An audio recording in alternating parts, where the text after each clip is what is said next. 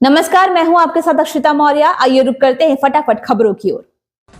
दिल्ली में मुख्यमंत्री रेखा गुप्ता के नेतृत्व वाली भाजपा सरकार पूरी तरह से एक्शन मोड में है। मंत्री अपने अपने विभागों का गहन अध्ययन और योजनाओं की समीक्षा कर रहे हैं। पिछली सरकार के कार्यकाल की कमियों को ठीक करने के लिए ताबड़तोड़ कदम उठाए जा रहे हैं। इन सबके बीच दिल्ली की मुख्यमंत्री रेखा गुप्ता ने आज केंद्रीय गृह मंत्री अमित शाह से दिल्ली में उनके आवास पर मुलाकात की।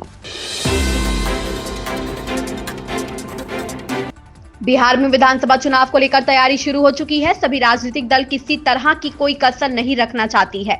पक्ष और विपक्ष एक एक चीज को मुद्दा बना रहा है। अब नया मुद्दा फिटनेस है। विपक्ष मुख्यमंत्री नीतीश कुमार के फिटनेस पर सवाल उठा रहा है, उन्हें बीमार बता रहा है। विपक्षी नेताओं का कहना है कि सीएम नीतीश कुमार पूरी तरह फिट नहीं है, इसलिए 2025 के विधानसभा चुनाव से पहले उन्हें सेवानिवृत्त हो जाना चाहिए।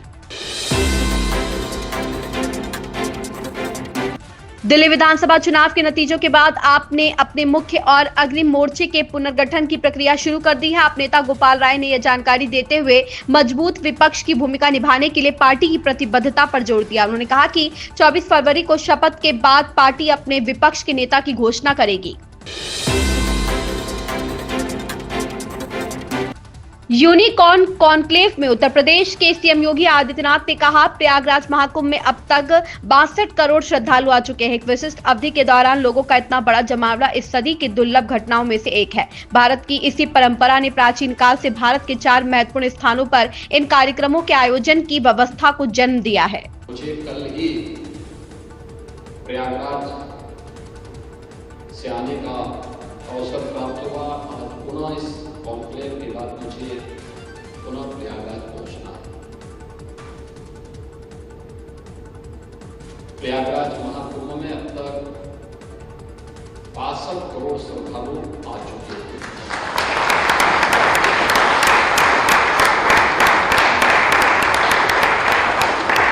अगर स्केल को जिससे आप देखें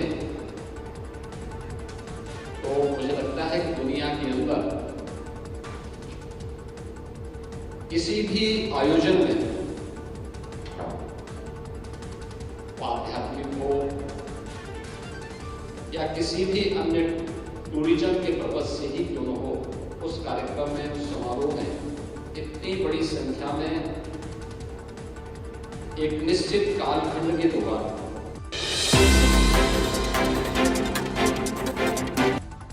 प्रधानमंत्री नरेंद्र मोदी ने अपने मासिक रेडियो कार्यक्रम मन की बात में स्वास्थ्य संबंधित एक तेजी से बढ़ती समस्या की चर्चा की। पीएम ने कहा, देहरादून में नेशनल गेम्स के शुभारंभ के दौरान मैंने एक बहुत ही अहम विषय उठाया था, जिसने देश में एक नई चर्चा की शुरुआत की है। यह विषय है तेजी से बढ़ते मोटापे की समस्या।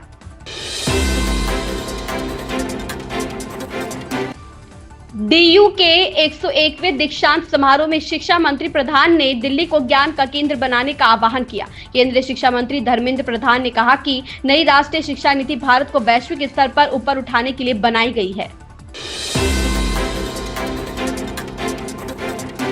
आईसीसी चैंपियंस ट्रॉफी 2025 में आज भारत और पाकिस्तान के बीच क्रिकेट मैच से पहले कांग्रेस नेता राशिद अल्वी ने इस पर कड़ी आपत्ति जताई और सवाल किया कि भाजपा सरकार ने हमारे दुश्मन के साथ मैच खेलने की अनुमति क्यों दी। कांग्रेस नेता ने कहा, आप उन लोगों के साथ क्रिकेट खेल रहे हैं जो आतंकवाद फैलाते हैं, क्या यह सही है? उन्होंने केंद्र सरकार की नीति पर सवाल उठाते हुए कहा कि एक तरफ सरकार पाकिस्तान से आतंकवाद पर बातचीत करने से मना कर रही है।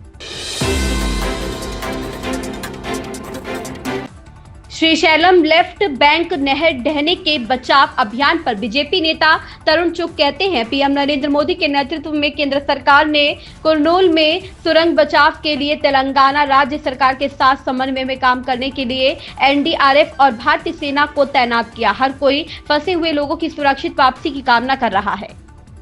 आदरणीय प्रधानमंत्री नरेंद्र मोदी जी के नेतृत्व में नगर Kurnool Telangana tunnel rescue operation में केंद्र सरकार ने एनडीआरएफ एवं भारतीय सेना को प्रदेश की तेलंगाना की सरकार के साथ कंधे से कंधा मिलाकर कार्य करने के लिए लगा दिया। युद्ध स्तर पर कार्य चल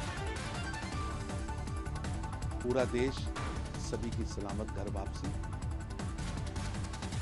फिर ये प्रार्थना कर रहा है और मेरी भी दुकान से प्रार्थना है, जल्दी सभी सुकुशल और अपने परिवार के देश की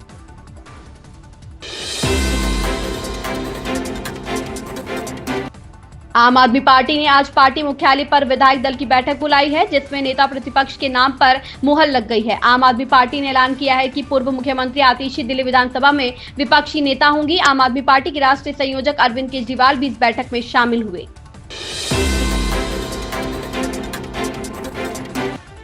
पूर्व मुख्यमंत्री अशोक गहलोत ने जोधपुर में मीडिया से वार्ता के दौरान मुख्यमंत्री भजनलाल शर्मा पर निशाना साधते हुए कहा कि उन्हें एक बड़ा अवसर मिला है, क्योंकि वे पहली बार विधायक बने और सीधे मुख्यमंत्री की कुर्सी तक पहुंचे। उन्होंने कहा कि ऐसा बहुत कम लोगों के साथ होता है, ऐसे में उन्हें अनुभवी सलाहकारों की जरूरत है। पीएम मोदी ने मन की बात कार्यक्रम के जरिए देशवासियों से बातचीत की है। इस दौरान पीएम मोदी ने भारत की अंतरिक्ष यात्रा की उपलब्धियों के साथ साथ अंतर्राष्ट्रीय महिला दिवस समेत कई अहम मुद्दों पर बातचीत की है। इन खबरों में बस इतना ही। बने रहिए हमारे साथ।